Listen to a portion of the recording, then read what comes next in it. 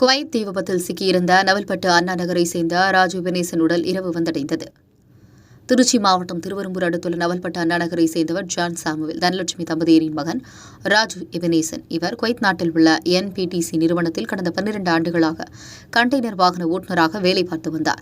அவருக்கு ராஜேஸ்வரி என்ற மனைவியும், குணசீலன் சம்பத்குமார் என்ற மகன்களும், மீனாட்சி என்ற மகளும் உள்ளனர். அவருக்கு 2025 ஆகஸ்ட் மாதத்தில் பணி ஒப்பந்தம் நிறைவடைகிறது. இந்நிலையில் அவர் குவைத் நாட்டில் தங்கியிருந்த விடுதியில் கடந்த 12ஆம் தேதி அதிகாலை ஏற்பட்ட தீ விபத்தில் சிக்கி உயிரிழந்தார். இந்தியாவை சேர்ந்த 47 பேர் சிக்கி உயிரிழந்ததாக தெரிவிக்கப்பட்டது. தீ விபத்தில் தமிழகத்தை சேர்ந்த 7 பேர் உயிரிழந்தனர். இந்நிலையில் வெளிநாடு வாழ் அமைச்சர் மஸ்தானுக்கு தமிழக முதல்வர் இறந்து போன தமிழர்களின் உடலை கொண்டு வருவதற்கு உரிய நடவடிக்கை மேற்கொள்ளுமாறு உத்தரவிட்டார். இந்நிலையில் இறந்து போன 31 உடலில் போர் விமானத்தின் மூலம் கேரள மாநிலம் கொச்சி விமான நிலையத்திற்கு நேற்று காலை வந்தடைந்தது. அங்கு விரைந்து சென்ற செஞ்சி மஸ்தான் தமிழர்களின் உடல்களை பெற்று ஆம்புலன்ஸ் மூலம் அவர்களது சொந்த ஊர்களுக்கு மதியம் 3:30 மணியளவில் அனுப்பி வைத்தார். திருச்சி மாவட்டம் திருவெரும்பூர் அருகே உள்ள நவல்பட்டு அண்ணா நகர் பகுதியை சேர்ந்த ராஜு எபினேசன் உடல் இரவு 11 மணியளவில் அவரது வீட்டிற்கு வந்தடைந்தது. ராஜுவின் உடலை பார்த்த அவரது குடும்பத்தினர், உறவினர்கள் கதறி எழுதினர். பின்னர் அதிகாரிகள் சார்பில் ராஜுவின் உடலுக்கு மாலை அணிவித்து அஞ்சலி செலுத்தப்பட்டது.